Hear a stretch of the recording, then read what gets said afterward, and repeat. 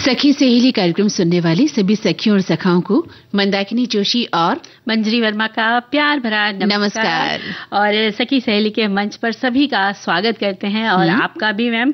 और आज हम लोग देखिए चर्चा करेंगे ना, और आपको पता है ना कि कहीं से महक आई जा रही है, इतनी सुंदर सुंदर व्यंजन की महक आ रही है क्योंकि हलवे के प्रकार लेकर के आज हम आए हैं। तो आज आप हमें हलवा खिलाने वाली है। बिल्कुल। सखी सहेली के मंच पर आकर एक तो फायदा हो जाता है मंजरी कि हर दिन कुछ न कुछ खाने को मिल जाता है। बिल्कुल। और हम हलवे के प्रकार बता के ख्याली पुलाव बना देते हैं तो हमारे ख्यालों में ही खा लेते हैं, क्या कम है। हाँ। और हमारे श्रोता भी अलग अलग रेसिपी हमें बताते हैं, बहुत ही मेहनत करते हैं, अपने विचार बताते हैं, तो हमें भी लगता है कि अरे कितने प्रकार से एक चीज को बनाया जा सकता है। और मंदाकिनी जी, हमारे सभी जो श्रोता भाई लोग हैं तो हम लोग उनसे भी तो पूछ सकते हैं ना कि भाई आपने कभी जाकर किचन में हलवा बनाया क्या? हाँ हाँ, कौन सा बनाया, क्या क्या डाला, तो इस तरह की बातें भी शेयर कर सकते हैं। यहाँ पर मैं हमारे श्रोता भाइयों का पक्ष लूंगी। ऐसा नहीं है कि हाँ ये बात है, बिल्कुल सही कहा, क्योंकि देखिए ऐसा है बहुत से घर के जो पुरुष है ना वो जाके खाना बनाते भी हैं, जरूरत पड़ने पर भी बनाते हैं और शौकिया भी बनाते हैं। और अगर आप होटल जाएंगे तो वहाँ जो शेफ होते हैं देखिए ना, लगभग सारे पुरुष हैं, कितना शानदार लजीज खाना बनाते हैं वो लोग। ये तो है मंदाकिनी जी की पुरुष जो हमारे भाई लोग हैं वो लोग खाना बहुत अच्छा बना लेते हैं, लेकिन कुछ नहीं बना पाते, वो एक अलग बात है। कुछ महिलाएं भी अच्छा खाना नहीं बना पाती, जैसे कि मैं। अरे नहीं ऐसी बात नहीं है, आपके हाथ का भी मैंने चखा है तो मुझे पता है। तो देखिए इस बारे में भी शेयर कर सकते हैं, हमारी सखियां भी बता सकती हैं कि उन्होंने हलवे को कितने तरीके से बनाया है। तो हलवे के प्रकार पर आजा प्रकाश डालने वाली है। जैसे हम बचपन में पेपर पर लिखा करते थे जब हमारे एग्जाम होते थे, तो किसी विषय पर हम प्रकाश डाला करते थे। ठीक है, वैसे ही हलवे पर प्रकाश डालना है आपको और लिखना है कि हलवे को कितनी तरह से आप बनाते हैं। सादा हलवा या गाजर का हलवा, गोंद का हलवा, दाल का हलवा, कई तरह के हलवे, पाइनएप्पल हलवा। अब उसको तो हम लोग बाद में बात करेंगे। लेकिन आज हम विषय बता दें आगे। हाँ बिल्कुल बताइए। हम लोग बताएंगे कि बात करेंगे तकिया कलाम बनी आदत। अरे अरे अरे, तो इसमें जो बात के रहस्य वो बाद में खोले जाएंगे। अगला विषय बता देते हैं कि हम लोग बात करने वाले हैं एल्बम या डिजिटल गैलरी कितनी सुरक्षित है। और जरा याद करो कुर्बानी में हम बात करेंगे क्रांतिवीर यतीन्द्र नाथ दास की महान शख्सियत की बात हम करेंगे। और जहाँ तक आपने कहा ना कि तकिया कलाम, तो हम अपने श्रोताओं से भी कहेंगे कि वो भी लिखें उनकी जिंदगी में ऐसे कौन से शब्द हैं जो बार बार यूज होते हैं, वो कितनी बार उसे रिपीट करते हैं, या उनके सामने कोई ऐसा व्यक्तित्व जो एक ही बात को बार बार कहता है, तो वो तकिया कलाम के रूप में होता है। जैसे हम ही लोग कह देते हैं बिल्कुल बिल्कुल, है ना। और मतलब चलिए है ना, ये अब इसी बात पे गाने ही सुना दीजिए, है ना। चलिए सुन लेते हैं। तो ये है तकिया कलाम। तो इस तरह से आप भी किसी तकिया कलाम के बारे में हमें बताइएगा, हमें इंतजार है।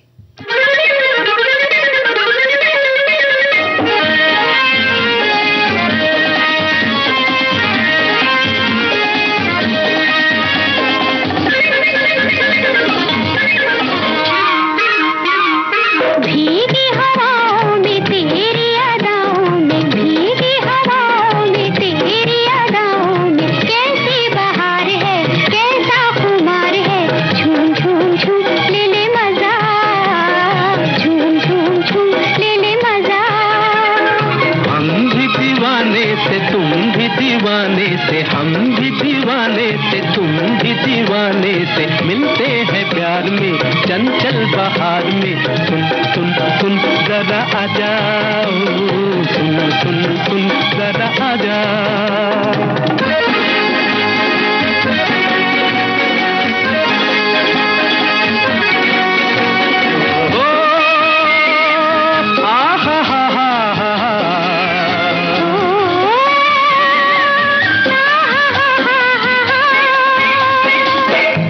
संभालना भोला शबाब है, नीची निगाह की आदत खराब है, नीची निगाह की आदत खराब है। दिल को उम्मीद है कि जनाब से रिश्ता बहार था जैसे गुलाब से, रिश्ता बहार था जैसे गुलाब से। भीगी हवाओं में तेरी अदाओं में कैसी बहार है, कैसा खुमार है। झूम झूम झूम ले ले मजा, झूम झूम झूम ले ले मजा।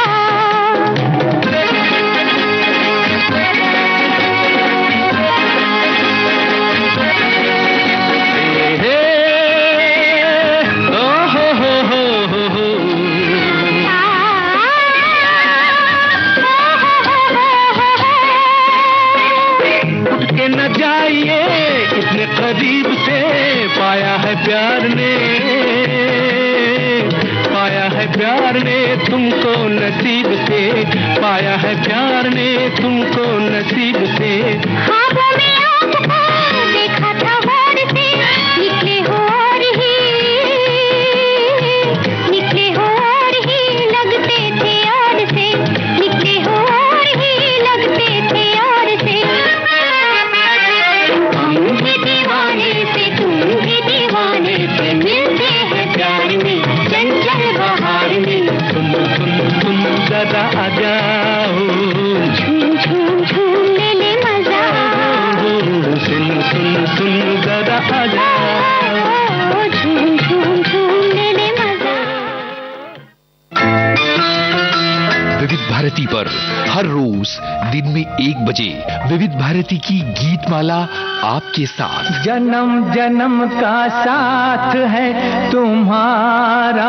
इस कार्यक्रम में हर पायदान पर होगी आपकी भागीदारी। हम और तुम, तो हम और आप पिरोएंगे गीतों की इस माला के मोती साथ साथ। हम साथ हैं। जुड़े रहिए हमारे साथ विविध भारती के फेसबुक पेज पर। विविध भारती की गीत माला हर रोज दिन में 1 बजे। विविध भारती, आपका जीवन संगीत। हाय हाय।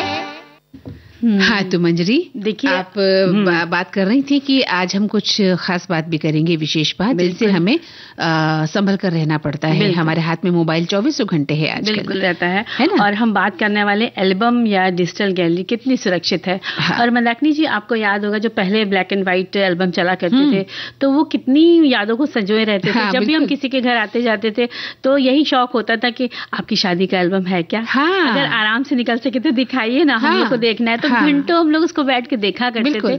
और कई बार ये भी होता था ना कि अगर उनके पास 2 फोटो हैं तो कहते थे एक हम ले लेते थे। मतलब जो दीदी मौसी चाची, श्वेत श्याम जो फोटो होती थी, जैसे हम ब्लैक एंड व्हाइट कहते, बहुत अच्छी भी लगती थी, बहुत सुंदर लगती थी। हालांकि आज कलर फोटो का समय आ गया है, लेकिन एक समय में जब हम ब्लैक एंड व्हाइट फिल्में देखने जाते थे तो वो जो रूप सौंदर्य निखर कर आता था ब्लैक एंड व्हाइट फिल्मों का, वही फोटो में हम भले ही सुंदर न लगते हो, लेकिन जब फोटो में आती थी तो लगता था वाह, उस एक्ट्रेस से हमारी शक्ल मिल रही है। बिल्कुल। और कहीं ना कहीं पोस्टर दिख जाए तो बस बाल भी उसी तरह करे डाल रहे हैं, पल्ला भी वैसे ही ले रहे हैं। तो वो तो होता ही था कि हम किसी से प्रभावित होकर वैसा मेकअप करते थे। लेकिन श्वेत श्याम जो फोटो होते थे, ब्लैक एंड व्हाइट फोटो, बहुत ही खूबसूरत होते थे। बिल्कुल। लेकिन आज जो उसका रूप बदल गया है और आज हम कलर्ड फोटो लेते हैं। 24 घंटे हम फोटो तब 24 घंटे हम फोटो नहीं खींच पाते थे, एक स्पेशल समय होता था, घर में फोटोग्राफर आता था, कैमरा रखना पड़ता था और फिर उसमें रील बनाने का झंझट होता था। रील भराओ साथ में, लेकिन तब वो झंझट नहीं लगता था, तब वो शौक था। लेकिन हाँ, उसके लिए कई बार ऐसा होता था मंदाकिनी जी की पॉकेट मनी अपनी जोड़ी है तो चलो एक रील भराते हैं, फिर फोटो खींचते हैं। तो उसमें क्या होता था, पहला या दूसरा फोटो तो गड़बड़ हो ही जाता है। बिल्कुल सही बात है। फिर जाके उसको स्टूडियो में देना है, धुलवाना है, ये भी एक लंबा प्रोसेस होता था। लेकिन वो जो इंतजार होता था ना, वो बहुत ही प्यारा होता था कि पता नहीं हमारे फोटोज कैसे आएंगे। और हम जब लेने जाते थे किसी फोटोशॉप पर तो वहाँ अपनी फोटो देखने के लिए बेकरार रहते थे। और सबसे पहले घर में घुसने से पहले बाहर ही खड़े होकर पहले अपनी फोटो सारी देख लेते थे, फिर घर में दी जाती थी, तो उसका अपना मजा था। और हमारी यादों को संजोता एल्बम की बात करें ना मंदाकिनी जी, तो आज के दौर की डिजिटल गैलरी की दोनों की अपनी अलग अलग सी भिन्नता है। डिजिटल कैमरा जो मोबाइल हाथों में होता है तो सेकंडों में अनगिनत क्लिक्स करके फोटो ले ली जाती है और तुरंत हम उन्हें देखकर खुश भी हो जाते हैं ना। और वहीं कुछ ही पलों में नहीं चाहिए तो डिलीट भी कर देते हैं, और कुछ सोशल मीडिया पर पोस्ट कर सेव भी कर लेते हैं और कुछ गैलरी में सेव कर लेते हैं। लेकिन बात करें एल्बम की तो उसके लिए कैमरे से फोटो खींचना, रील भरवाना, जैसे हम लोग अभी बात ही कर रहे थे, स्टूडियो में प्रिंट करवाने डालना, और करीब 1 हफ्ते 10 दिन की जो प्रक्रिया होती थी और फिर एल्बम में लगाना है, ये भी बड़ा जिम्मेदारी का काम होता था। और जो कायदे से लगाता था उसी को दिया जाता था कि भाई ये फोटो आप लगाएंगे एल्बम में। बिल्कुल, एल्बम तैयार करके जिस तरह से वो देते थे, है ना? हाँ। और कई बार स्टूडियो वाले भी लगा कर देते थे। बिल्कुल। और पैसे खर्च होते थे, लेकिन उन एल्बमों से यादें आज भी ताजा हो जाती हैं। बिल्कुल, अगर हम अपने घर के सामान में कहीं देखें तो वो एल्बम आज भी कहीं ना कहीं रखा हुआ होगा और वो फोटोएं आज भी हमें उन पुराने दिनों की याद दिला देती है। और हमारे पुराने फोटो जिनमें हमारे माता पिता हैं या हमारे दादा दादी हैं या हमारे नाना नानी हैं या हमारे अन्य रिश्तेदार हैं, हमारे दोस्त हो सकते हैं, ये सभी आज भी हमें पुराने दिनों की याद दिला देते हैं। बिल्कुल। लेकिन अब चूंकि समय बदल गया है, कंसेप्ट चेंज हो गया है, और आज तो हम 24 घंटे इसी में डूबे रहते हैं कि जैसे ही थोड़ा सा मेकअप किया फटाफट एक सेल्फी ले ली किसी सुंदर स्थान पे गए सबसे पहले एक सेल्फी ले ली। तो अब तो समय बिल्कुल बदल गया है ना, और हम उसी में डूबे भी रहते हैं, है ना, बिजी रहते हैं। और लेकिन एक बात तो है, वो जो क्रेज पहले होता था वो क्रेज अब नहीं रहा। हमें पता है हमारे हाथ में मोबाइल है, हम कभी भी अपना फोटो खींचते भी और फिर डिलीट भी कर देते। 10 खींचेंगे उसमें सोचेंगे 2 अच्छी आ गई तो भाई वाह। तो ये जो एक समस्या होती है कि गैलरी जो भर जाती है उसको भी हटाने का एक समस्या होती है। तो समय निकाल के उसको भी लेकिन हम बात कर रहे थे सुरक्षा की, तो ये कितनी सुरक्षित है? आप अपनी फोटोएं खींच कर या अपने जो व्यक्तिगत दस्तावेज उस पर रखते हैं वो कितने सुरक्षित है, इसके बारे में थोड़ी बात कर ली जाए। बिल्कुल बिल्कुल। और उस समय किसी को चाहिए फोटो तो उनके जो हम लोग पहले बात कर रहे थे कि निगेटिव भी रख लेते थे और उनसे दोबारा प्रिंट करवाना होता था और एक लंबा इंतजार होता था। और लेकिन वो जमाना उनसे जुड़ी यादें सबसे जुदा थी। श्वेत चाम तस्वीरें हुआ करती थी। काफी सालों बाद रंगीन तस्वीरों का उदय हुआ। उस वक्त ब्लैक एंड व्हाइट तस्वीरों में कुछ हिस्सों में कलर होने लगा था। देखकर बहुत खुश हो जाया करते थे। और आज तो मोबाइल से जैसे हम दिख रहे हैं वैसे ही तस्वीर ले लेते हैं और कई ऑप्शन होने की वजह से हम उन्हें सुंदर भी बना जाते हैं, है ना। ये भी होता है कि हम जो भी दिख रहे हैं उसकी जगह हमने ब्यूटी मोड ये वो डाल लेके अपने आप को एकदम हीरोइन बना खूबसूरत बना सुंदर बना करते हैं जी। और इसलिए धोखा भी खा जाते हैं, है ना, होता है ना। जी। और जैसे ब्राइटनेस बढ़ा ली, कंट्रास्ट सही कर लिया और शार्पनेस कर ली, फेस ठीक कर लिया, काले से गोरे हो गए और क्यूट बेबी डॉल वाला फेस बना लिया। कई बार अपना डीपी लगा देते हैं और अब देखने वाला भी जो होता है ना वो भ्रमित हो जाता है कि भाई ये इतनी सुंदर है या नहीं। कई बार ऐसे सवाल भी पूछे जाते हैं तो बड़ी हंसी भी आती है। ये मेरे साथ भी हुआ। मैंने एक फोटो लगाया अपना, कहीं शादी में गई थी, काफी ज्वेलरी थी, फोटो भी बहुत सुंदर आया। मेरी एक फ्रेंड जो कभी मेरे साथ रहा करती थी, फिर शादियों की वो दूर चली गई, तो अचानक वहां आई होंगी जहां मैं रहती थी और मुझसे मिलने आ गई, ये देखने की क्या मंदाकिनी जी इतनी सुंदर लगती हैं आप। जी। तो अब देखिए जब उन्होंने मुझे देखा होगा तो उनके रिएक्शन क्या रहा होगा। वाह। देखा होगा वाकई लेकिन खूबसूरत जो फोटो आता है ना वो बहुत ही खूबसूरत आता है और जब हमारा जो रियल फेस होता है वो उतना होता नहीं है जनरली। और लेकिन समय ऐसा ही आ गया है कि हम इसी में खुश भी हैं। हाँ। और लेकिन कई बार क्या होता है, सच्चाई नहीं छुप सकती है भाई। कभी ना कभी कोई तस्वीर आप पोस्ट हो ही जाती है जब आप जैसे हैं। तो मेरा ख्याल से वैसे पोस्ट कर दीजिए तो ज्यादा अच्छा है, वो ज्यादा अच्छा है। और अब एल्बमों में रखी तस्वीरों की सुरक्षा की बात करते हैं तो कई बार एक ही जगह पर लंबे समय तक रखे रहने से धूल नमी के कारण तस्वीरें जो होती है ना पीली पड़ने लग जाती है और उनमें हवा के कारण उनके अंदर बबल्स बन जाते हैं और वहां से भी तस्वीरें खराब होने लग जाती हैं। और कुछ दिनों पर उन्हें निकालें, उलट पलट कर देखें, एल्बम से फोटोज को बाहर निकाल कर रख दें, खाली एल्बम को धूप में रख दें और 30 मिनट तक रखें जिससे कि उसकी नमी निकल जाए। बिल्कुल सही कहा आपने। ये तो बात है कि हम एल्बम में जब फोटोज रखते हैं तो उन्हें निकाल कर सुरक्षित किया जा सकता है, ठीक है। और फिर क्या करना है, कपड़े से एल्बम को आप दोबारा पोंछ सकते हैं, उसकी नमी को सुखा सकते हैं और एल्बम को कहाँ रखना है उस स्थान को आप चुन सकते हैं। कई लोग अपने पुराने जो बॉक्स हैं उसमें रखते हैं, अलमीराज में रखते हैं, तो उसका भी आपको ध्यान रखना है कि ऐसी जगह रखें जहां दबाव न पड़े और ऐसी अलमारी में रखें जहां पर वो थोड़ा सा उसको ठंडक मिलती रहे। बिल्कुल। और सूखापन बना रहे। साड़ियों की तह में भी आप उनको रख सकते हैं। और जहाँ पर रखते हैं आप तो उनको खड़ा ही रखें और जगह ठंडी हो, अंधेरी और सूखी होनी चाहिए। और कई बार ज़्यादा गर्मी के कारण या नमी के कारण भी एल्बम में नमी हो जाती है और जिसके कारण वो सफ़ेद जो उसके कवर होते हैं प्लास्टिक के वो भी ख़राब हो जाते हैं। तो आपको उनको भी देखना, ध्यान रखना है और धुलनी ख़राब फ़ोटो को आप हटा दीजिए। और ब्लैक एंड व्हाइट तस्वीरों के एल्बम में एक बटर पेपर लगा होता है जो फोटो को खराब होने से रोकता है। बिल्कुल सही कहा, बिल्कुल। और वो ध्यान से पलटे जिससे वो फटे ना। कई बार फट जाता है तो आप भाई उसको एक ला करके बटर पेपर नया उसमें लगा सकते हैं। तो क्यों ना हम लोग एक तस्वीरों की बात कर रहे हैं तो एक गीत ही सुन लें। अच्छा चलिए सुनते हैं और उसके बाद फिर से हम लौटेंगे ये बताने के लिए कि हम डिजिटल गैलरी को भी कैसे सुरक्षित रख सकते हैं।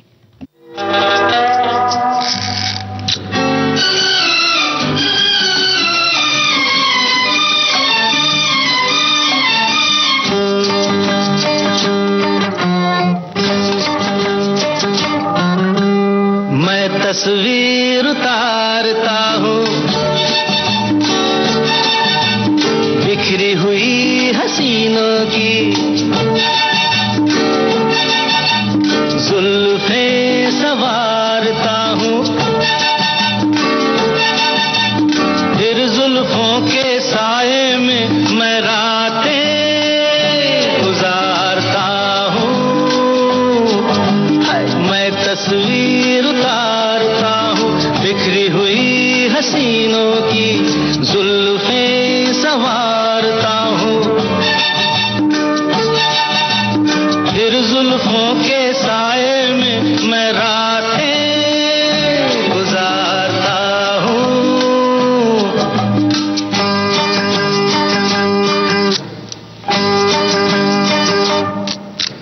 कोई हसीना कितनी भी मगरूर हो, हुस्न की दुनिया में कितनी मशहूर हो, कोई हसीना कितनी भी मगरूर हो, हुस्न की दुनिया में कितनी मशहूर हो, मस्ती में चूर हो पास हो के दूर हो, हर मस्ती में चूर हो पास हो के दूर हो, दौड़ी चली आती है मैं जिसको पुकारता हूँ,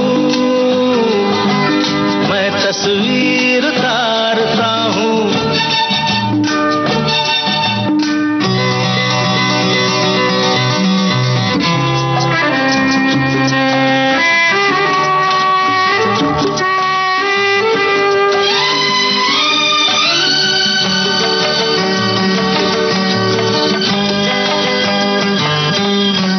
चांद की भी ना पड़ी जिन पे किरण, मैंने देखे उन हसीनों के बदन, चांद की भी ना पड़ी जिन पे किरण, मैंने देखे उन हसीनों के बदन, मेरा ऐसा है चलन जाने जा ओ जाने मन, तोड़ के सारे पर्दे मैं सबको निहारता हूँ,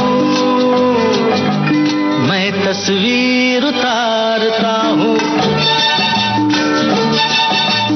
बिखरी हुई हसीनों की जुल्फें संवारता हूँ, फिर जुल्फों के साए में मैं रातें गुजारता हूँ।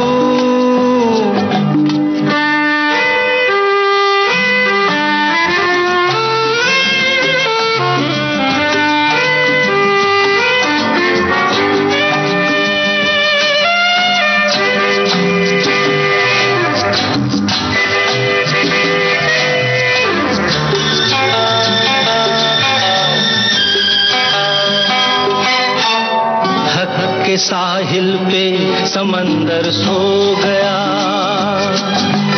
याद तेरी आ गई मैं खो गया, थक के साहिल पे समंदर सो गया, याद तेरी आ गई मैं खो गया,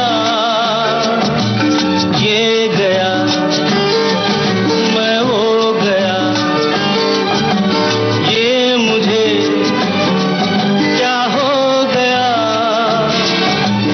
ये गया मैं वो गया, ये मुझे क्या हो गया, नाम तेरा लेता हूँ मैं जिसको पुकारता हूँ।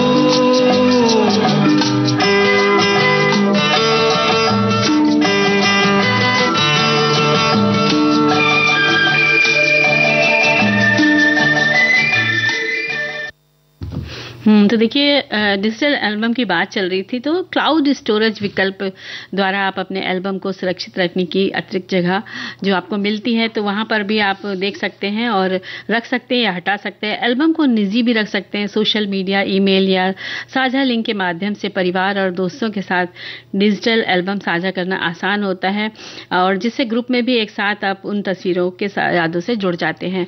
और आप अपनी गैलरी में अलग अलग फोल्डर बना करके एक इवेंट्स के भी फोटोज रख सकते हैं जिससे देखने में आपको आसानी हो। हाँ, किस तरह से हम जैसे बाहर जाते हैं, शादी विवाह में जाते हैं, किसी फंक्शन में जाते हैं, तो खूब सारे फोटो हम खींचते हैं। बिल्कुल। और हमारी जो गैलरी है वो भर जाती है, तो उसको कैसे हम बचा के रखें? उसके लिए अपना फोल्डर बना लेना, उसमें रख लेना है।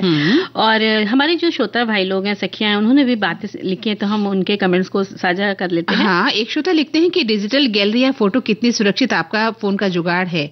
उसमें जो भी फोटोज हैं वो आपको बहुत संभाल के रखनी होती है। ये ध्यान रखें कि आप कभी भी अपना फोन भेज रहे हैं या उसे बदल रहे हैं तो उससे पहले आप सारी फोटोज को डिलीट कर दें, और रिपेयरिंग के लिए भी दे रहे हैं तो भी फोटोज को डिलीट कर दें, और गैलरी को सुरक्षित रखें। अगर आपका फोन आपके पास है तो भी आपको ध्यान रखना होगा कि हम सोशल मीडिया पर वैसी ही पोस्ट डालें जो हमें डालनी चाहिए। ऐसी वैसी पोस्ट या प्राइवेट फोटोज बिल्कुल नहीं डालें, और इसी तरह से आप अपने फोन की फोटो उसका ध्यान रख सकते हैं। और हाँ, अपनी फोटोज का बैकअप जरूर लेकर चलें। कभी कभार क्या होता है, अनजाने में ही हम अपने फोन की गैलरी से फोटोज डिलीट कर देते हैं जो कि हमारे काम की होती है। इसलिए अपने फोटो उसका बैकअप भी जरूरी है, क्योंकि अगर आपकी फोन गैलरी को कुछ होता है तो आपके पास कम से कम आपकी फोटोज और उसका बैकअप तो होना ही चाहिए। बिल्कुल। और इसी तरह हमारे एक श्रोता भाई लिखते हैं कि एल्बम या डिजिटल गैलरी कितनी सुरक्षित? भाई, इस नश्वर संसार में बस केवल एक अलौकिक को छोड़कर कुछ भी सुरक्षित नहीं है, फिर भौतिक चीजों की सुरक्षा की क्या गारंटी? जब हमारे शरीर ही हमसे छीन लिए जाते हैं, ऐसे में हम किससे सुरक्षा करें? किंतु लोग अपने माया मोह में करते हैं, और इस दृष्टिकोण से एल्बम या डिजिटल गैलरी हमारे पास दो विकल्प हैं। एल्बम हमारे पास अपने भौतिक उपस्थिति के साथ आजीवन रहते हैं, जबकि डिजिटल गैलरी भी भौतिक रूप से हमारे पास है अवश्य, किंतु कब गायब हो जाए कुछ कहा नहीं जा सकता, फिर वह पराधीन है। मोबाइल के खो जाने पर कठिनाइयों का सामना ऊपर से करना पड़ता है। इसके विपरीत डिजिटल गैलरी के नेट के चंगुल में जकड़े हुए हैं। इसके विपरीत एल्बम को हम सुरक्षित और संरक्षित रख सकते हैं, फिर इससे हमारी आंखों को भी खराब होने की कोई गुंजाइश नहीं रहती। सही बात आपने लिखी है। वैसे बहुत गहरे में चले गए हैं, क्योंकि जीवन दर्शन और वैसे सही लिखा है उन्होंने कि जिंदगी का ही पता नहीं होता, और हम कितनी छोटी छोटी चीजों को लेकर इतने क्रेजी हो जाते हैं, इतने उत्साही रहते हैं। लेकिन अब जीवन है तो हमें उत्साही रहना भी पड़ता है। और एक श्रोता लिखते हैं कि साधारण एल्बम और डिजिटल गैलरी इन दोनों की सुरक्षा का मापदंड अलग अलग होता है। एक साधारण एल्बम को सुरक्षित माना गया है। इस तरह के एल्बम को सिर्फ एक सूखे और सुरक्षित स्थान पर रखकर भी बरसों बरस सहेजा जा सकता है, जबकि डिजिटल गैलरी को हम सभी किसी भी तरह का पासवर्ड डालकर अपने आसपास के लोगों से तो सुरक्षित रख सकते हैं, लेकिन साइबर अपराधियों से भी सुरक्षित नहीं रख सकते। कभी कभी स्वयं की एक गलत क्लिक से आपकी डिजिटल गैलरी हमेशा के लिए समाप्त हो सकती है, जिसका पूर्ण रूप से वापस मिलना कठिन हो जाता है। वहीं आपका भौतिक एल्बम आपकी लापरवाही से खराब तो हो सकता है, पर उसका अस्तित्व बचा रहता है। मेरी शादी 1993 में हुई थी। उस समय लग्न से लेकर विदाई तक के सभी कार्यक्रमों की फोटो का एकमात्र एल्बम 1700 रुपए में बन गया था, जो आज भी पूरी तरह से सुरक्षित है। क्या बात है। और देखिए, एक लिखते हैं कि एल्बम या डिजिटल फोटो कितनी सुरक्षित? हमारे फोटो अगर गूगल और हमारी अपनी फोन की गैलरी में है और लॉक सिस्टम से लॉक है तो वो सुरक्षित हैं। बहुत सारे लुभावने ऐप भी आज आते हैं जो भी फ्री में जगह देते हैं, यहीं पर हम फंस जाते हैं और हमारे फोटो वायरल हो जाते हैं, जिसके लिए हमें सतर्कता की आवश्यकता है। बिल्कुल सही बात आपने लिखी है। इसी तरह एक और लिखते हैं, गूगल फोटोज पब्लिक वेब के कनेक्ट नहीं है, इसीलिए वे आपके अकाउंट में सुरक्षित हैं। जैसे कि आप गूगल पर जो कुछ भी स्टोर कर रहे हैं, उदाहरण के लिए जीमेल, गूगल इस बारे में कोई जानकारी नहीं देता है, लेकिन यदि आप कुछ तस्वीरें साझा करते हैं तो उन्हें सामान्य इमेज फाइल्स के रूप में डाउनलोड कर सकते हैं, इसलिए सावधान रहें। बिल्कुल सही कहा इन्होंने। और एक व्यक्ति लिखते हैं हमारे श्रोता कि जो व्यक्तिगत डेटा है उनके विचारों, उनके जीवन जीने के तरीके के बारे में कुछ बताता है, इसलिए उनका इस्तेमाल आसानी से उन्हें नुकसान पहुंचाने के लिए किया जा सकता है। इसलिए ध्यान रखें कि किस तरह से हम अपने डेटा की सुरक्षा कर सकते हैं। बिल्कुल। और हम लोग एक गीत सुन सकते हैं? हाँ, बिल्कुल सुन सकते हैं, क्यों नहीं।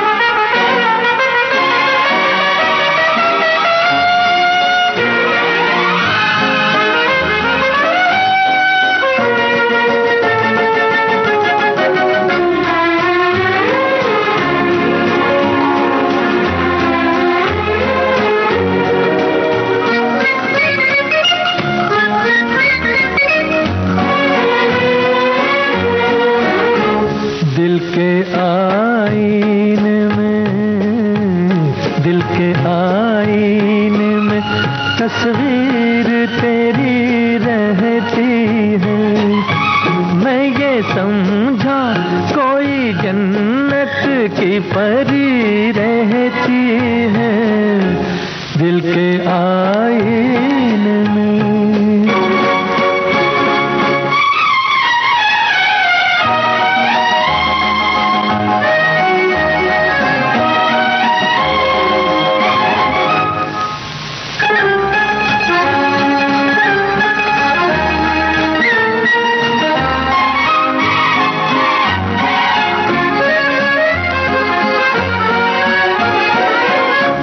शरबती आँख तेरी, चंपई रंग तेरा, शबनमी हुस्न तेरा, जिंदगी भर का नशा, दिल की धड़कन है मेरी, तेरे पायल की सदा है जाने वफा। दिल के आईने में तस्वीर तेरी रहती है, मैं ये समझा कोई जन्नत की परी रहती है दिल के आईने में।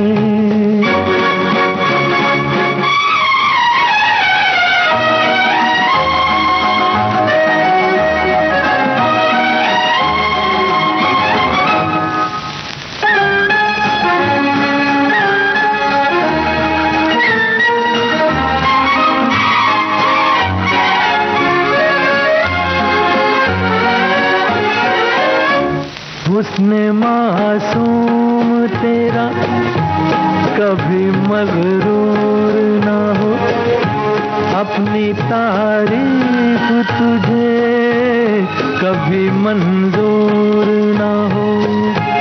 इश्क वालों पे जफा तेरा दस्तूर ना हो, ऐ जाने वफा।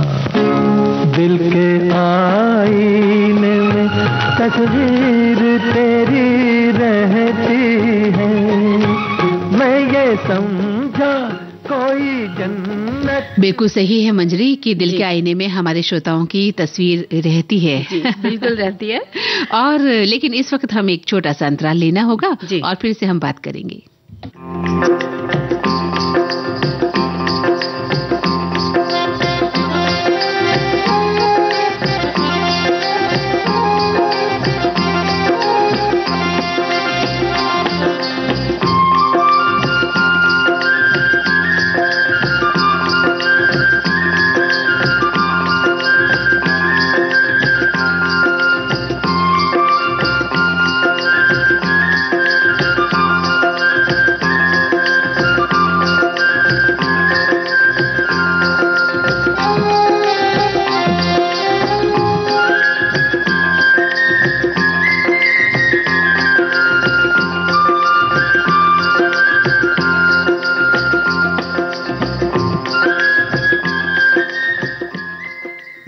तो इस अंतराल के बाद हमारे सभी सखियों और सखाओं का स्वागत है।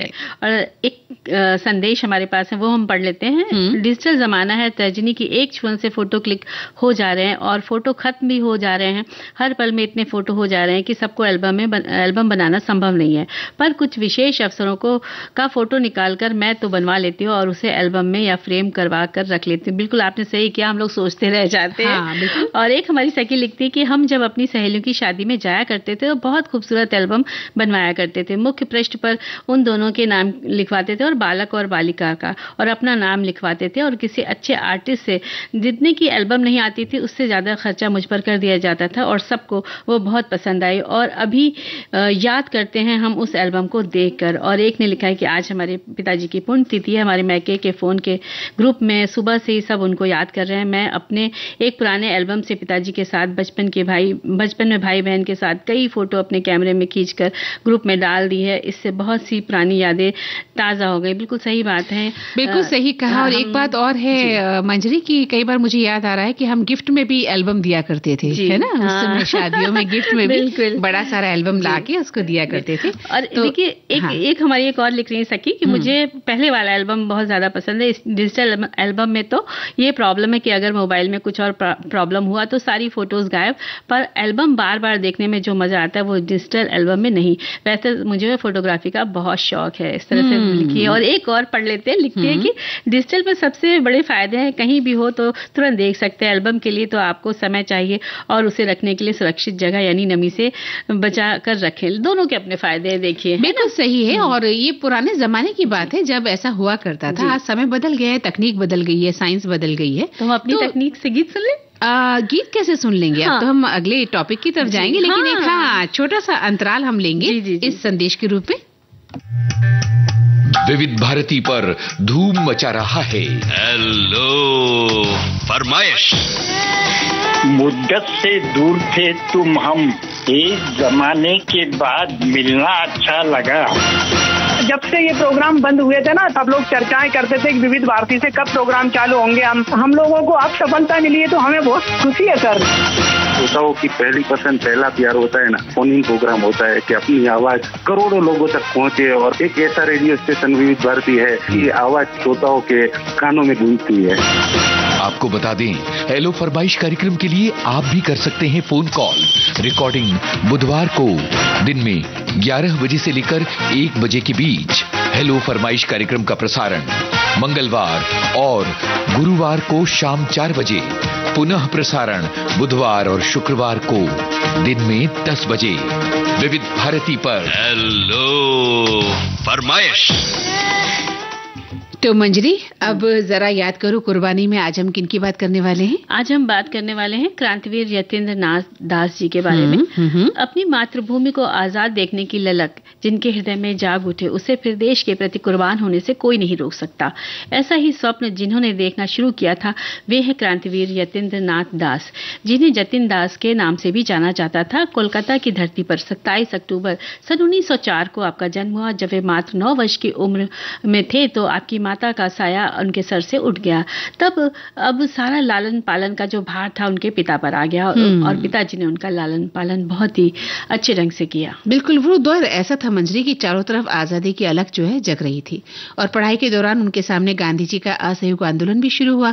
तो अब युवा जो यतीन्द्र नाथ थे ना, वो अपनी पूरी हिम्मत के साथ इस आंदोलन से जुड़ गए और काफी लोगों को ब्रिटिश हुकूमत जेल में पकड़कर डाल रही थी। तो यतीन्द्र नाथ दास को भी जेल जाना पड़ा ऐसी स्थिति में। लेकिन जैसे ही आंदोलन की गति धीमी हुई, अंग्रेजों ने शेष क्रांतिकारियों के संग उनको भी रिहा कर दिया था। उनका स्वप्न साकार होते होते टूटने की स्थिति में आ गया, क्योंकि वे तो मातृभूमि की स्वतंत्रता की बाट जो रहे थे। आंखों में सपना पल रहा था। शायद उस वक्त सभी क्रांतिवीरों की ऐसी ही मनस्थिति रही होगी, क्योंकि आंदोलन को वापस ले लिया गया था। सभी में दुख व्याप्त हो गया था। स्वाभाविक सी बात है कि खुली फिजाओं में स्वतंत्रता से सांस लेना किसे नहीं अच्छा लगता। जब अपनी मातृभूमि की बात हो, अंग्रेज सरकार ने एक बार फिर यतीन्द्र जी को राजनीतिक गतिविधियों में शामिल होने के लिए गिरफ्तार कर लिया था। जब वे सन 1925 में यतीन्द्र कोलकाता के बंगवासी कॉलेज में बीए की पढ़ाई कर रहे थे, उस समय उन्हें पकड़ लिया था। बिल्कुल, जेल में डाल दिया था उन्हें और वहां उन्होंने देखा कि राजनीतिक कैदियों के साथ बहुत बुरा बर्ताव किया जाता है और उसके विरोध में उन्होंने भूख हड़ताल का भी सहारा लिया था। तो भूख हड़ताल 20 दिनों तक चली और जेल अधीक्षक ने उनसे माफी मांगी और उन्हें जेल से रिहा भी कर दिया था। जी, और उसके बाद उनकी मुलाकात क्रांतिकारी और क्रांतिकारियों के शिक्षक सचिंद्र सान्याल जी से हुई। सचिंद्र सान्याल ने क्वींस कॉलेज बनारस वाराणसी में अपने अध्ययन काल में काशी के प्रथम क्रांतिकारी दल का गठन 1908 में किया था और आपने हिंदुस्तान रिपब्लिकन एसोसिएशन की स्थापना की थी। अब जब यतीन्द्र नाथ इनसे जुड़े तो सचिंद्र सान्याल ने बम बनाना उन्हें सिखा दिया। और सन 1928 की बात है ये मंजरी, जब उनकी मुलाकात भगत सिंह से भी हुई और भगत सिंह ने उन्हें Hindustan Hindustan socialist Republican association के लिए बम बनाने के लिए कहा। तो 14 जून 1929 को उन्हें क्रांतिकारी गतिविधियों के लिए फिर से गिरफ्तार कर लिया गया था और इस बार उन्हें लाहौर के केंद्रीय जेल में भी डाला गया और लाहौर षड्यंत्र मामले में पूरक अभियोग भी उन पर चलाया गया था। और इस बार लाहौर जेल में भी अन्य क्रांतिकारियों के साथ आमरण अनशन शुरू कर दिया। उनकी मांग थी कि जैसे सुविधाएं यूरोपीय राजनीतिक कैदियों को मिलती है वैसे ही हम भारतीय कैदियों को क्यों नहीं मिली। बिल्कुल, जेल में कैदियों की दशा सही नहीं थी। पहनने के असक्ष वस्त्र, भोजन भी अच्छा नहीं मिलता था, पढ़ने को अखबार नहीं था और ना ही कलम कागज लिखने को मिलता था। इसके खिलाफ भूख हड़ताल जब हुई तो सारी चर्चा फैलने लगी। जेल अधिकारियों ने हड़ताल तोड़वाने की बहुत कोशिश की। रबड़ की नली से दूध डाला जाता जिससे फेफड़ों में दूध चला गया और यानी कुल मिलाकर उनको यातनाएं दी जाने लगी। और सही कहा। और उसके चलते क्या हुआ कि 13 सितंबर सन 1929 की बात है ये, जब उन्होंने अंतिम सांस ली और उस वक्त भूख हड़ताल का उनका 63वां दिन था। तो उनकी मृत्यु का जैसे ही समाचार लोगों को मिला तो लोग सड़कों पर उतर आए और उनकी लोकप्रियता का अंदाजा तो इसी बात से हम लगा सकते हैं कि सड़क लोगों से पट गई थी। उनकी एक झलक पाने के लिए लोग बेताब हो गए थे जबकि वो दुनिया से विदा हो गए थे। हाँ। और लगभग 5 लाख लोगों ने उनके अंतिम संस्कार में भाग लिया था। अंग्रेजों ने किसी भी राजनीतिक कैदी का शव उनके परिजनों को सौंपने से इनकार कर दिया था। इसलिए भगत सिंह, राजगुरु और सुखदेव के शवों का सतलुज के तट पर आधी रात को गुप्त रूप से अंतिम संस्कार किया गया था। और यतीन्द्र दास की अंतिम यात्रा में लाहौर से लेकर कलकत्ते तक लोग श्रद्धांजलि देने आए थे। बिल्कुल। और उनके अंतिम दर्शन के लिए कानपुर रेलवे स्टेशन पर जवाहरलाल नेहरू और गणेश शंकर विद्यार्थी के नेतृत्व में लाखों लोग उमड़ पड़े थे।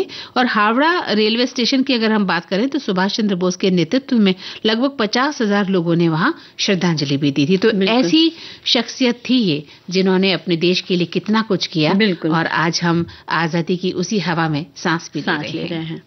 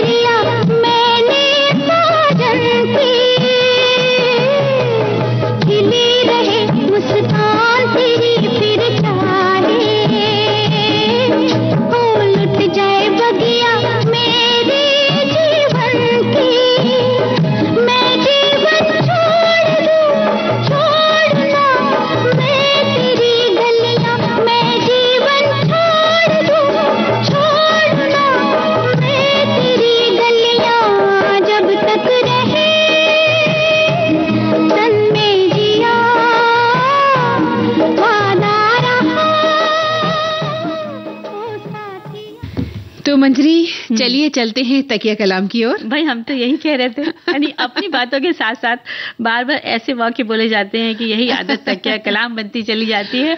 और मंदाकिनी जी एक और होता है कि अपना वाला। अरे हम सिनेमा देखने जा रहे थे, रास्ते में अपने वाला रिक्शा मिल गया, थोड़ी देर चली थी कि रिक्शा खराब हो गया, वहीं अपना वाला पेट्रोल पंप आ गया और जब उससे पेट्रोल भराया तो सामने अपने वाला पान की दुकान थी, सुखा लिया अपना वाला पान। और ऐसे ही माने की समझे ना, भगवान कसम नहीं भाई, धत तेरे की, पता नहीं कितने सारे लोग कल्लो बात इस तरह की, या मतलब हर बात पर हम मतलब बोलते हैं, दो शब्द बोलते ही हम मतलब समझे ना। चलो मेरे साथ दुकान का रास्ता बता देते हैं, समझे ना। मोड़ पर कार खड़ी है, समझे ना। बड़ा बड़बड़ करते हो, समझे ना। अभी तुसी हुक्म करो बस, तुसी हुक्म करो बस, है ना, कोई ना।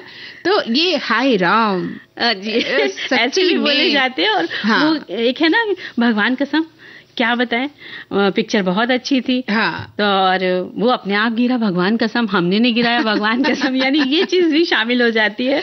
और कई बार होता है कि बोलते हैं लो कर लो बात, इतने प्यार से न्योता दिया, काहे ना आओगे लो कर लो बात, और आप ना कर रहे हो। और हम क्या बेगाने, लो कर लो बात, ऐसे भी कोई करता है, लो कर लो बात। इस तरह के तकिया कलाम बहुत बिल्कुल सही कहा आपने, ऐसे बहुत सारे लोग हैं। और देखिए फिल्मों में भी इसका प्रयोग बहुत बार हुआ है, बहुत सारे खलनायक, बहुत सारे कॉमेडियन इस तरह के तकिया कलाम के साथ जब आते हैं ना, तो फिल्मों में एक हंसी की लहर हॉल में, जब खुश हुआ है ना। तो इस तरह की चीजें मन को लुभाती भी हैं। और हालांकि किसी की हंसी उड़ाना हमारा मकसद नहीं है, एक बात की बात है कि तकिया कलाम हमारी जिंदगी से जुड़ा हुआ होता है। आप और हमारी जिंदगी में कुछ ना कुछ ऐसा जुड़ा हुआ है मंजरी, जो दूसरा ही पकड़ सकता है। और एक तो बड़ा संदेश में, मतलब सभी ने संदेश में तकिया कलाम के बारे में लिखा है। तो एक लिखते हैं कि बताते हैं कहाँ गया, इतना अच्छा है कि लिखते हैं कि आज की बुंदेली तकिया कलाम हो। एक दिन की बात है, हमारे यहाँ भीम कुंड देखने के लिए आए एक मित्र, उनको पता नहीं था, उन्होंने मेरा गांव में पूछा कि वो भीम कुंड कहाँ पर है, आपको पता, वो बोला हो। अब इनकी समझ में नहीं आया कि हो का मतलब क्या है। फिर आगे बढ़े, फिर कि भाई भीम कुंड कहाँ से जाते हैं, पता है, वो बोला हो। ये फिर चक्कर में आखिर हुआ हो क्या। फिर अचानक मैं मिल गया, हमसे पूछा आपको पता है ना, मैंने कहा हाँ।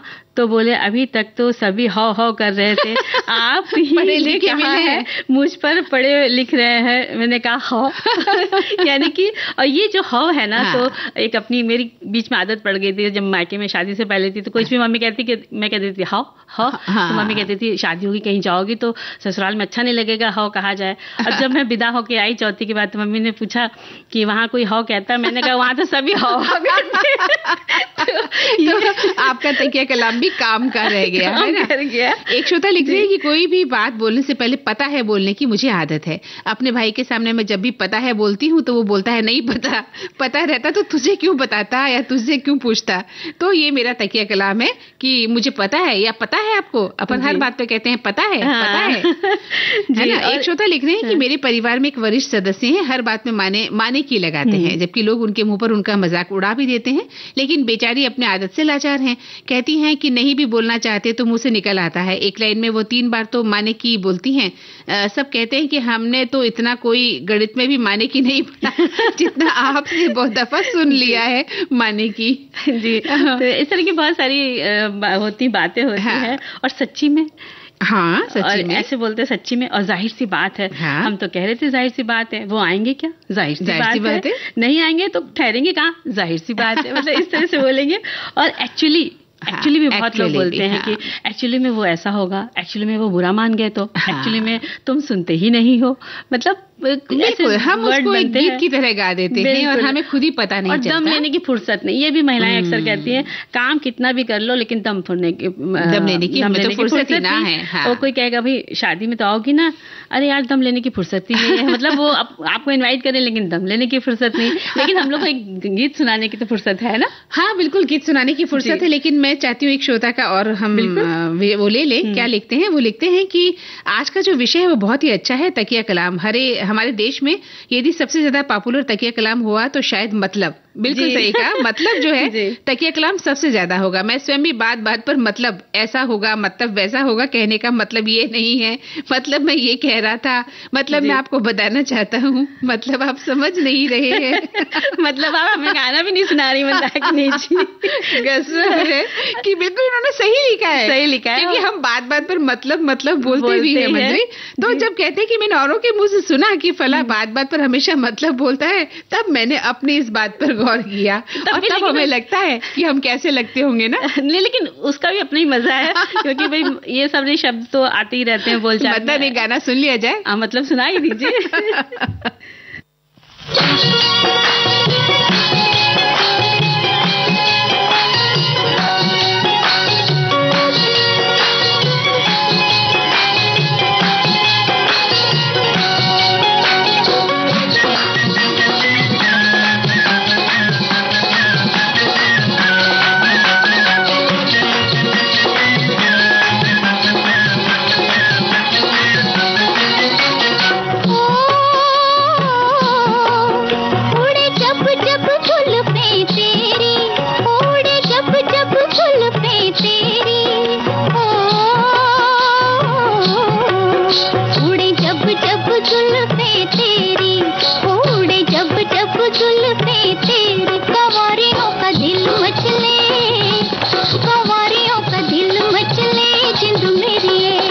जब ऐसे चिकने चेहरे हो, जब ऐसे चिकने चेहरे, तो कैसे न नजर फिसले, तो कैसे न नजर फिसले जिंद मेरी ये।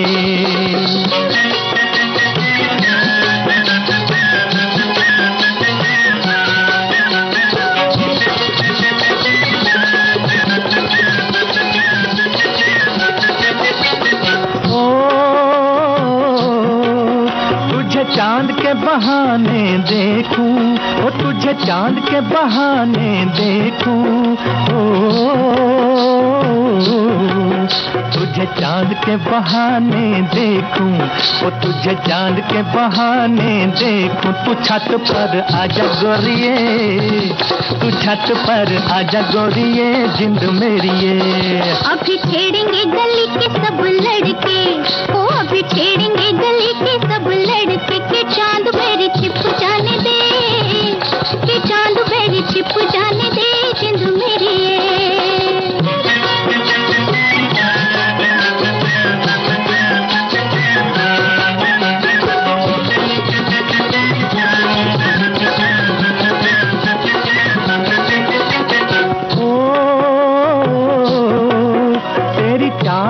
नागन जैसी, ओ तेरी चाल है नागन जैसी,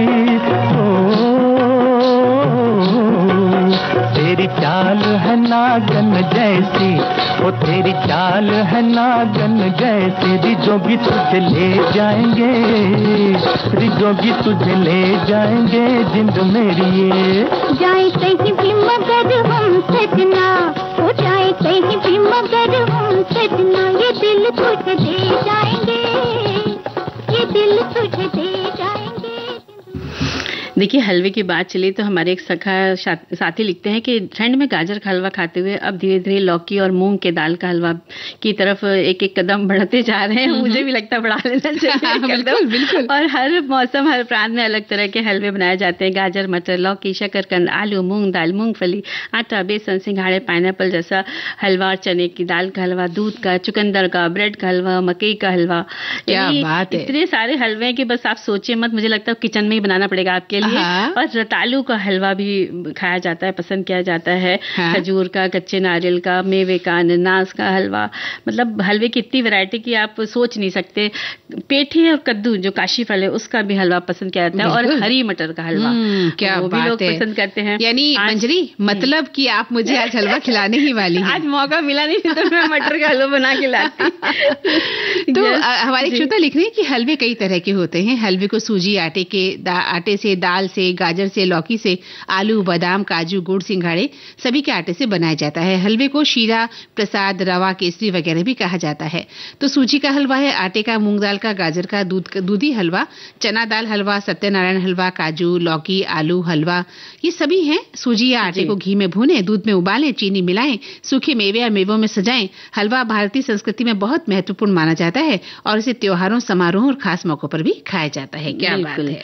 और लिखते हैं कि हलवा कई प्रकार से बन जाता है। हमारे तो हलवा हर छोटे बड़े आयोजन में बनना तय है। गांव में तो कुछ भी खेती बाड़ी का काम करना हो तो अपने घर की कनक यानी छोटे गेहूं के आटे का हलवा देसी घी में गुड़ डाल के और कुछ मेवे डाल के बनाया जाता है। दिन भर की काम की थकान और से शाम को ये हलवा खाकर सारी थकान उतर जाती है। बिल्कुल हम लोग को भी जाके हलवा बनाना ही पड़ेगा। जी। और एक श्रोता लिखते हैं कि हलवा को मराठी में शीरा कहते हैं। गेहूं की आटे का, सूजी का, मूंग दाल का, सबसे प्यारा गाजर का हलवा सभी का मनपसंद। हलवा असली देसी घी में बनाएं, दूध डालकर पकाएं, गुड़ शक्कर में मिठास दें तो बहुत खूब। उसमें इलायची, केसर, जायफल डालें तो खुशबूदार और काजू बादाम पिस्ता भी सजा लें तो सेहत के लिए पौष्टिक हलवा बन जाता है। कल ही मैंने नर्मदा जयंती के दिन कढ़ाई यानी लोहे की कढ़ाई में आटे का हलवा प्रसाद के लिए बनाया था, जो नर्मदा मैया की कृपा से स्वादिष्ट बना। सभी को परोसने में बड़ी संतुष्टि भी मिल गई थी। और एक लिखते हैं हलवे के कई प्रकार होते हैं। सबसे पहले तो पंजाब के कारक प्रसाद कहलाने वाला आटे का हलवा, जिसकी रेसिपी मैं आज आपके साथ शेयर करूंगी। पपीते का हलवा, कुमरा का हलवा, सूजी का हलवा, लौकी का हलवा कर प्रसाद बनाने के लिए सबसे पहले एक कटोरी में घी ले लें। एक कटोरी से हल्का सा एक कटोरी आटा ले लें और फिर एक कटोरी चीनी ले लें और घी को अच्छे से मतलब पका लें और एक कटोरी पानी उसमें डालना है और 2 कटोरी पानी लेकर चीनी को उसमें मिलाकर उसमें डालना जाता है। मतलब उन्होंने घी में भूनना है आटे को और ये सारी चीजें डाल करके आपको पका लेना है और चीनी की चाशनी बना करके उसमें डालनी है। उसमें घी जो भुना जाएगा मिश्रण, तो इस तरह बना करके वहां पर हलवा बनाया जाता है। ये लिखते हैं हलवा कई प्रकार से बन जाता है। हमारे यहाँ तो हलवा हर छोटे बड़े आयोजन में बनना तय है। गाँव में तो कुछ भी खेती बाड़ी का काम करना हो तो अपने घर में कनक के आटे का हलवा देसी घी में गुड़ डाल के और कुछ मेवे डाल के बनाया जाता है और दिन भर के काम की थकान से हलवा खाने से थकान भी उड़ जाती है। क्या बात है, क्या बात है। और एक लिखते हैं भाई हलवा तो जितने प्रकार का बना है उतने प्रकार का ही हो जाए। फिर मौसम के अनुसार कई प्रकारों की गणना कठिन हुए। फलाहार से लेकर विभिन्न अनाज से ये बनाए जाते हैं। हाँ, जो रुचिकर हुआ उसे बना लें। फिर चाहे वो कद्दू का हो, सिंघाड़े का हो, गेहूं के आटे का हो या मक्के का, मन मर्जी है, आप जैसा चाहे वैसा बनाए। मीठा ही नहीं, अभी तो कच्चे आम के खट्टे मीठे भी हलवे बन जाते हैं। तो क्यों ना मंदाकिनी जी हरी मटर का हलवा बता देते हैं। बताइए। बिल्कुल। तो इसके लिए सामग्री लेनी है ताजे छिले मटर 1 बाउल, इनको आपको दरदरा पीस लेना है। चीनी 1 कप, दूध आधा कप, मेवे कुछ ले लीजिए और इलायची पाउडर, मलाई इसमें आधा कप लगेगी। अब इसकी विधि है कि गैस पर कढ़ाई में 3 बड़े चम्मच देशी घी डालें। धीमी आंच पर पिसी मटर इसमें डाल करके भूने जब तक उसका कच्चापन चला न जाए, इतना भूने। और इसमें आधा कप दूध डालें, 1 कप चीनी डालें या अंदाज से डालें जितना आपको पसंद है और इसमें बादाम, काजू, किशमिश कटी हुई डाल दें और आधा चम्मच इलायची पाउडर डालें। घर की मलाई आधा कप डालें और आप इसमें घर का मावा भी डाल सकते हैं अगर मलाई नहीं है। और गाढ़ा होने तक इसको आपको पकाना है और ऊपर से 1 छोटा चम्मच और देशी घी डालिए और आपका मटर का हलवा बनकर तैयार हो गया है। तो अब हम हलवा खा लेते हैं इस गीत के साथ। जी।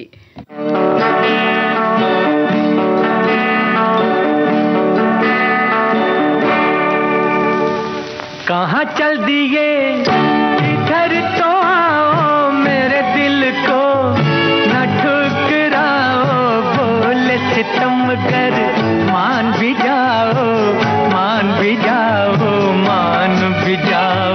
कहाँ चल दिए इधर तो आओ, मेरे दिल को न ठुकराओ, बोले सितम कर मान भी जाओ, मान भी जाओ, मान भी जाओ।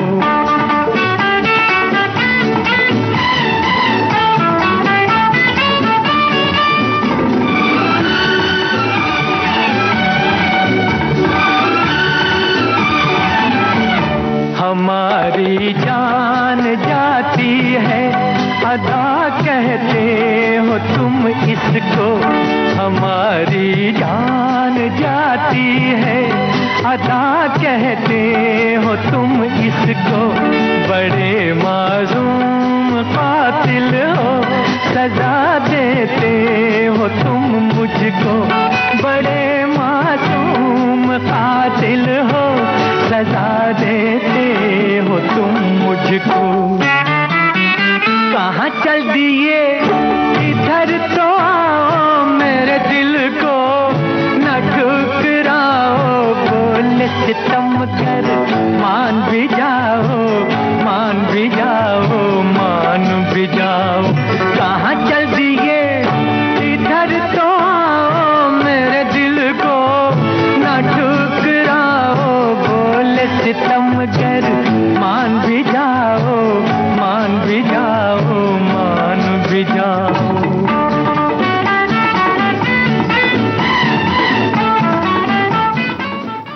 तो भाई मंजरी, अब तो हमें भी चलना होगा। अब हम अपने श्रोताओं का कहना नहीं मान सकते।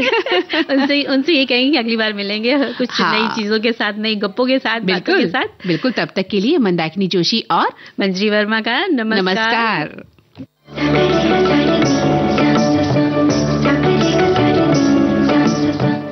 इस कार्यक्रम की प्रस्तुत करता है अनुश्री पाठक। सखी सहेली।